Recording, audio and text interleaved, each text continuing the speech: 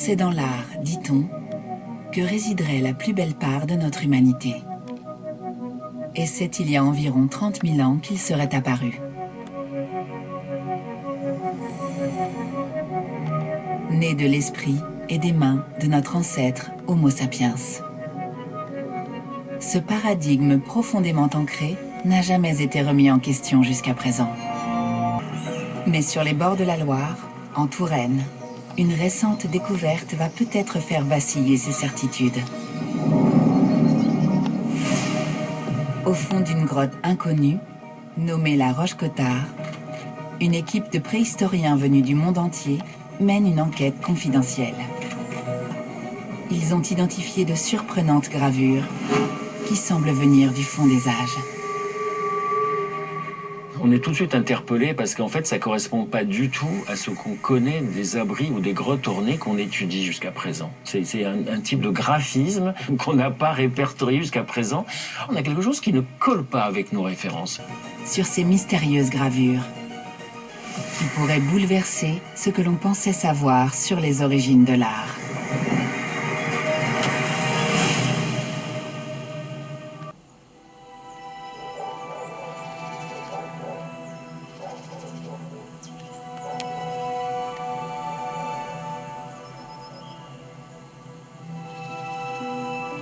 Cette enquête prend racine il y a un siècle.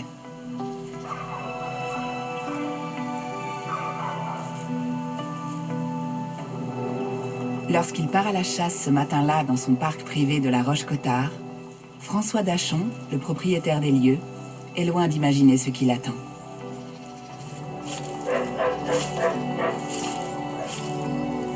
Alors qu'il arrive au fond du parc, son chien s'engouffre soudain dans un interstice.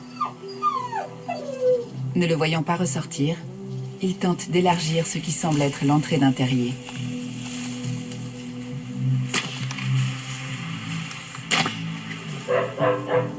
C'est alors qu'il découvre une grotte.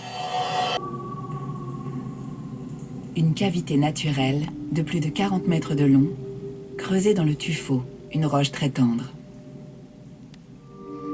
Et composée de plusieurs salles, dont certaines ne sont accessibles qu'en rampant à travers d'étroits boyaux.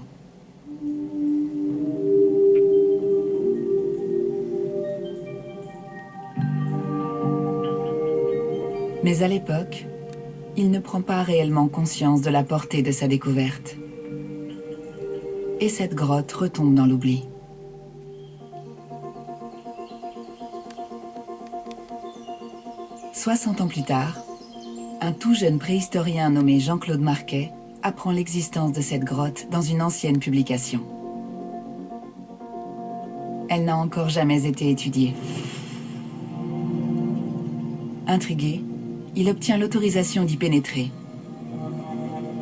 Soudain, un élément attire son regard. Les parois de cette cavité recèlent de surprenantes gravures. Il comprend alors qu'il s'agit très probablement d'une grotte préhistorique. D'un genre toutefois très différent des grottes les plus célèbres, comme celle de Lascaux. Finalement, Jean-Claude Marquet aura dû patienter 50 ans pour réaliser son rêve. Nommé très jeune directeur d'un musée, sa carrière l'a tenu éloigné de la Roche-Cotard. Mais il n'a jamais oublié la promesse qu'il s'était faite. Il est aujourd'hui enfin de retour, bien décidé à mener l'enquête qu'il a en tête depuis si longtemps. On s'avance un petit peu et on va passer devant des choses extrêmement curieuses.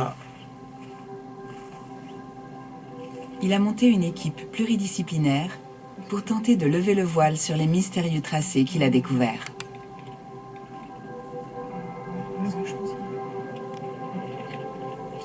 C'est un panneau très curieux, enfin, très curieux. Panneau triangulaire. Au total, Jean-Claude Marquet a identifié 5 panneaux gravés et disposés à intervalles réguliers sur la paroi de cette salle.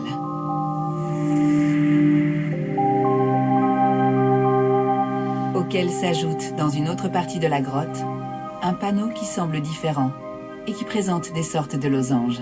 Et la forme des traces est différente.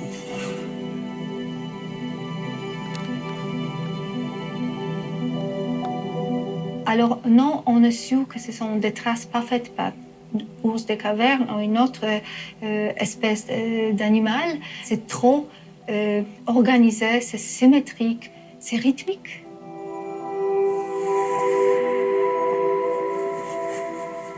Alors il faut certaines capacités cognitives pour le faire.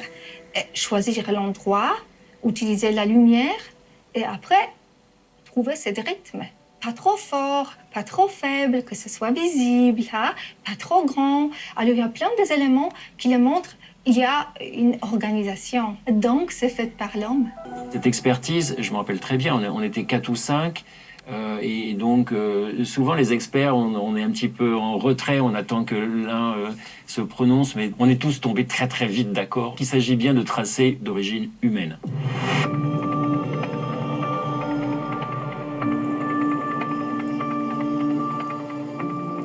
Ils ont demandé à une équipe d'archéologues de reproduire les tracés en utilisant des outils préhistoriques.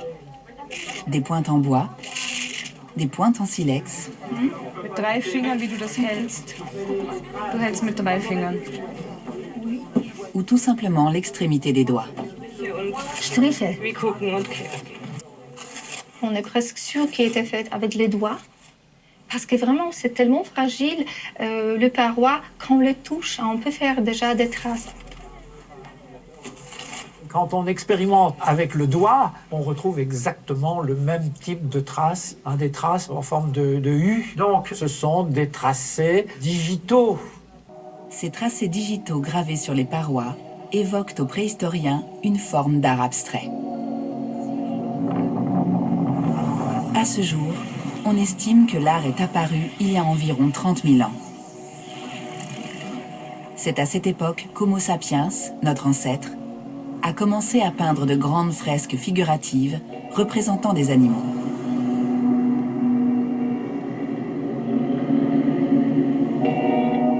Mais il a aussi réalisé des tracés digitaux abstraits.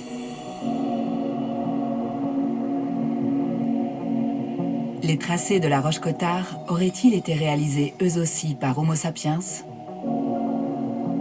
Pour le savoir, il n'existe qu'une solution. Il faut tenter de les dater.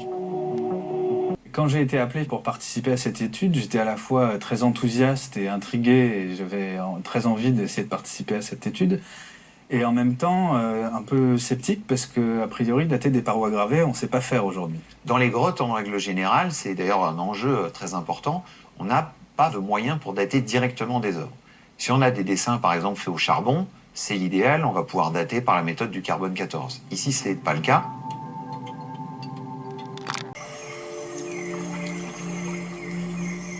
Cette grotte, au cours de son histoire, elle a été fermée pendant de longues périodes. On sait que la Loire a déposé beaucoup d'alluvions le long de la falaise dans laquelle est creusée cette grotte. Et en plus de ça, on a aussi du sédiment qui tombe du plateau. Donc finalement, on a 2 sources de sédiments qui viennent colmater l'entrée de la grotte. Ce que ça signifie, c'est que les tracés, ils ont pu être réalisés forcément que quand la grotte était accessible. Et donc avant qu'elle ne soit fermée. Donc notre but, c'est de découvrir quand cette fermeture s'est produite.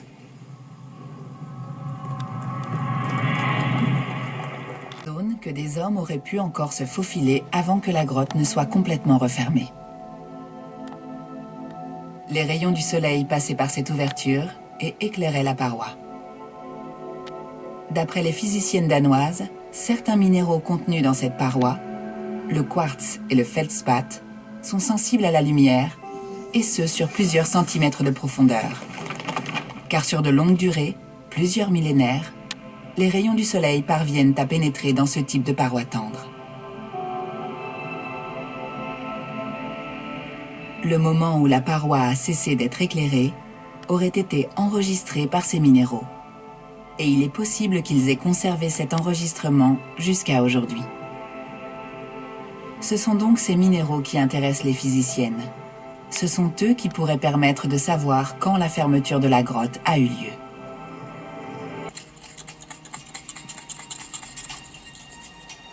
Une dizaine d'échantillons sont prélevés. Ça, c'est bien le numéro 6, Trina? Un là, un autre là, et ces deux là. D'ici quelques semaines, les physiciennes vont dater ces fragments dans leur laboratoire au Danemark. Cette opération permettra peut-être de confirmer ce que pressent Jean-Claude Marquet. D'après lui, en effet, la fermeture de cette grotte serait très ancienne.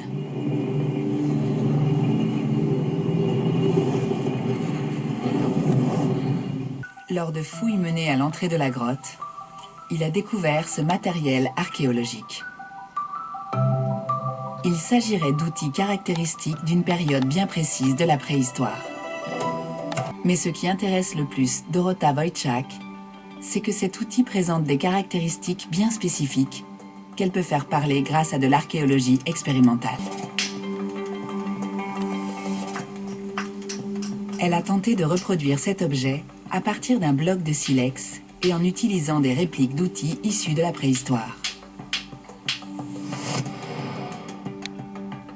Cette expérimentation lui a permis de comprendre qu'il a été façonné en débitant des lamelles ou des éclats.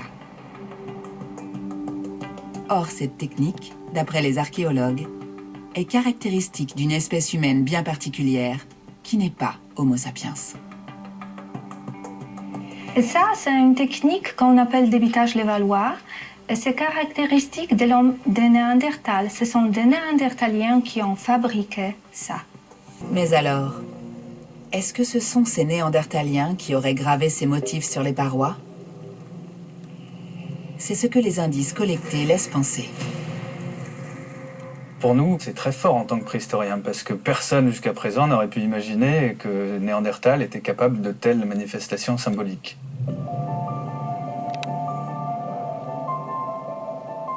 Il faut bien avoir à l'esprit qu'on a longtemps cru qu'il avait des capacités cognitives très inférieures à celles de nos ancêtres Homo sapiens. Que c'était en quelque sorte presque un sous-homme ou un demi-singe ou quelque chose d'un peu entre les deux. Cette opération a lieu quelques semaines après le prélèvement des échantillons, à une trentaine de kilomètres de Copenhague, dans cet ancien centre de recherche nucléaire, qui abrite aujourd'hui le plus grand laboratoire de datation d'Europe. Les scientifiques vont devoir travailler dans une obscurité presque complète pour ne pas polluer les échantillons. Seule une faible lumière jaune est autorisée.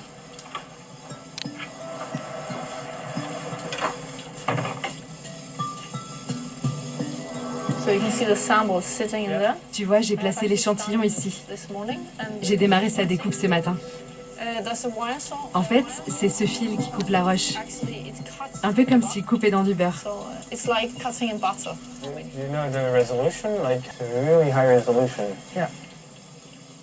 Il faut aller chercher les minéraux au cœur de l'échantillon. Les informations qu'on cherche à mesurer vont se révéler dès que les minéraux seront exposés à la lumière. Donc on veut qu'ils soient exposés à la lumière seulement une fois qu'ils seront placés dans la machine qui nous permettra de faire les mesures. Dernière étape. Ces grains sont placés dans ce lecteur de luminescence.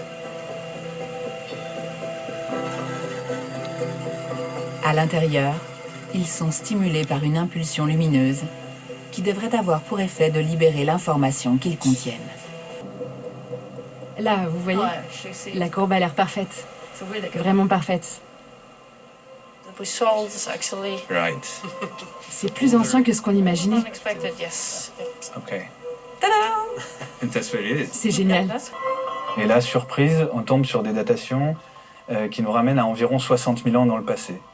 Et là, non seulement ça confirme qu'on est bien dans la préhistoire, mais en plus, à cette période-là, on est bien avant les premières incursions d'Homo sapiens en Europe, qui datent d'il y a environ 45 à 50 000 ans. Et donc, ça veut dire qu'à cette période-là, c'est forcément Néandertal, il n'y avait que lui dans nos régions. Et donc, c'est forcément lui qui est rentré dans la grotte et qui a effectué ses tracés sur les parois.